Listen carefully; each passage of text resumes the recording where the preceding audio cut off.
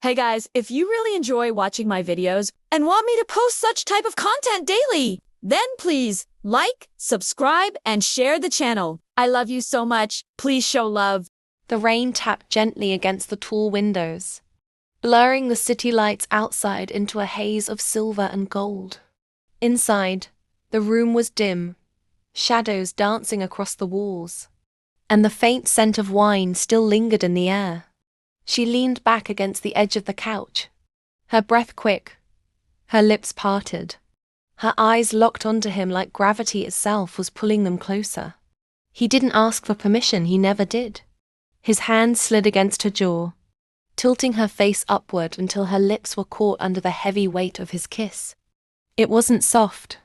It wasn't gentle. It was hungry, like he had been starving for her and finally let himself taste what he'd been denying. Her fingers twisted in his shirt, pulling him closer, demanding more. Every brush of his lips was fire. Every tug of her lower lip between his teeth made her heart stumble. He pressed her back against the cushions, his body heavy, dominant, but careful not to crush her. The heat between them grew raw, desperate, unstoppable. "Say it," he whispered against her mouth, his voice low and rough. "Say you want this." Her reply was a breathless moan, a whisper of surrender, her legs tangling with his as if her body had already betrayed her answer. And when his lips trailed lower, down her throat, tasting the racing pulse beneath her skin, she arched into him with a need that words couldn't possibly hold. That night was not about slow confessions or delicate promises. It was about release, the collision of two hearts too stubborn to admit. They were breaking without each other. Every touch was urgent. Every kiss was raw. Every sound that slipped between them was a plea, a demand, a vow sealed in heat and darkness. But passion never exists without shadows. And when dawn began to crawl over the skyline, painting the city in pale light, she realized that last night was only the beginning of something. Dangerous something that would demand every piece of her. Because he wasn't just a man. He was a storm. And she had let him in. The sunlight spilled into the loft, casting gold across tangled sheets. She stirred first, her bare shoulder brushing against his chest.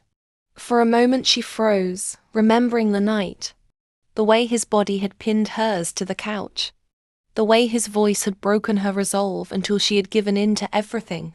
He was still there, real, solid, dangerous. "Good morning, Trouble," he murmured without opening his eyes, his lips curving into that arrogant smirk that drove her crazy. She rolled her eyes, pulling the blanket higher. Though she knew it was pointless, he'd already seen every inch of her. "Don't call me that." "Why not?" His hand slid under the sheets, finding her hip, fingers pressing with a lazy, possessive stroke. "You are trouble. You ruin my sleep, ruin my focus, and now..." His lips brushed her ear. "You're in my bed." Her pulse stuttered. The way he said it like a claim, like a promise ignited the same fire that had burned through her veins last night.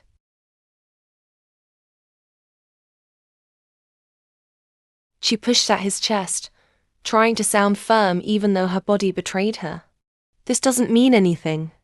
"Sweetheart," he chuckled, rolling her onto her back in one smooth motion, hovering above her with that sharp jawline and wicked glint in his eyes. Last night meant everything. Her protest melted as his mouth found hers again, hot and unyielding. His kiss was sin and salvation all at once. When his hand slid up her thigh, pulling her leg around his waist, she gasped, then gave in, arching toward him as if she'd been waiting for this forever. Every touch was reckless, every movement raw. He wasn't gentle, but he wasn't careless either. He knew exactly how to push her past the edge, how to make her forget her own name. Her nails raked down his back, her moans filling the space between them, until the city noise outside faded into nothing. When it was over, When they lay tangled together and her chest still rose and fell in uneven breaths, she realized she was already addicted. To his touch, to his voice, to the way he made her feel like she was his only escape from a world that had broken him long before she came along. And yet, danger lingered in his eyes.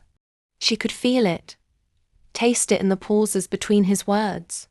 This wasn't a simple love story. This was obsession. This was fire. This was the kind of romance that burned everything in its path. Chapter 2. The Edge of Addiction. She should have left. After all, everything about him screamed warning signs: his arrogance, his past, the danger that clung to him like smoke. But instead of leaving, she found herself standing barefoot in his kitchen, wrapped in one of his shirts. Watching him make coffee like this was normal. "You look good like that," he said without looking up, his deep voice cutting through the silence. "Like what?" she asked, hugging the mug he handed her. "Like you belong here." His eyes finally lifted, pinning her in place. Her heart stumbled. Damn him. He always knew exactly how to twist her insides with just a few words. She took a sip of coffee to hide the tremble in her lips. "This is just temporary," he smirked, stepping closer until her back pressed against the counter. His hand slid up her thigh, lifting the hem of the shirt. "Sweetheart, nothing about last night felt temporary." She gasped when his mouth claimed hers again, this time slower, more deliberate. His tongue teased, his hands exploring like he wanted to memorize every curve of her. The coffee mug slipped from her grasp, clattering onto the counter as she clung to him, surrendering all over again. This wasn't supposed to happen. She wasn't supposed to crave him like this. But every time he touched her, every time his voice dropped to that low, commanding tone, she melted. "Say you'll stay," he whispered against her lips. Her answer came in the form of a moan as he lifted her onto the counter, spreading her knees, his body sliding between them with ease. His kiss deepened, rougher now, and she felt the world tilt out of control again. She hated how much she wanted him. She hated how her body betrayed her, how her mind screamed danger while her heart begged more. And when his lips trailed down her neck, when his hands gripped her thighs possessively, she knew one thing for certain: this wasn't just attraction anymore. This was obsession, and obsession always came with a price. Chapter 3. A dangerous pull. The city pulsed outside, restless and alive. But inside his loft it was silence that surrounded her thick, heavy, filled with the weight of what she was about to do. She stood frozen at the door, her heartbeat loud in her ears, her fingers curled into fists. She had told herself she wouldn't come back. She had promised herself last night was a mistake, a one-time slip. That here she was. And when the door swung open, revealing him leaning lazily against the frame with his shirt half unbuttoned and that maddening smirk tugging at his lips, her body betrayed her before her mind could argue. "I knew you'd come back," he drawled, voice low, rough, intoxicating. She swallowed hard, fighting to keep her voice steady. "Don't flatter yourself." He stepped closer, so close that his cologne, dark, expensive, and dangerously addictive, wrapped around her like a drug. "Sweetheart, you wouldn't be standing here if you didn't want me." Her breath caught. She hated him for being right. She hated the smug confidence in his tone. But she hated herself more for wanting him anyway. Before she could protest, his hand slid around her waist, firm and possessive, pulling her against his chest. The heat of his body burned through the thin fabric of her dress. Her hands pressed against him, meaning to push him away. But instead they curled into his shirt, clinging. His lips brushed her ear, his voice a dark whisper. "You feel that? That's not going away. No matter how many times you try to run." Her resolve shattered the moment his mouth captured hers. It wasn't a kiss. It was a claim. Hot, demanding, hungry. His lips moved against hers with ruthless precision, taking everything she tried to hide. Her back hit the wall, the impact soft compared to the force of his body pressing into hers. She gasped against his mouth, and he seized the opening, his tongue sliding against hers in a rhythm that stole the ground from beneath her. Her knees went weak. Her fingers dug into his shoulders. Every nerve in her body screamed with fire as his hands roamed lower, gripping her hips, tugging her closer, until there was no space, no air, no distance left between them. When his mouth trailed down her jaw to her throat, her head tilted back instinctively, granting him access. His teeth grazed her skin, followed by the hot sweep of his tongue. She shivered, arching against him, a soft whimper escaping her lips. "Say it," he growled against her pulse, each word vibrating through her. "Say you're mine." Her reply was breathless, broken, but enough to feed his hunger. He lifted her easily, her legs wrapping around his waist as if they belonged there. His hands gripped her thighs tightly, pressing her harder against the wall as his mouth consumed every inch of exposed skin he could reach. The world outside blurred, the city lights melting into a haze beyond the glass. Clothes fell in careless trails to the floor, forgotten. Her body was his canvas, and he painted her with fire with every kiss, every touch, every desperate thrust of need. She clung to him, nails raking his back, her cries filling the dark loft until nothing else existed but the two of them, bound in reckless, consuming obsession. Hours later, when the storm had passed and they collapsed into the sheets, she lay trembling, her body marked by him, her lips swollen, her heart racing. He pulled her close, his chest heaving, his voice rough in the silence. "You'll never escape me now," he whispered, his fingers tangled in her hair. And though she should have been terrified, she only closed her eyes, letting herself sink into the dangerous comfort of his arms. Because maybe she didn't want to escape. Chapter 4. The way he breaks her. The loft was quiet, the hum of the city outside fading into a low thrum. She should have walked away, but the moment his hands closed around her waist, she forgot how to breathe. His touch was firm, possessive, like he already knew every part of her belonged to him, even the parts she hadn't admitted.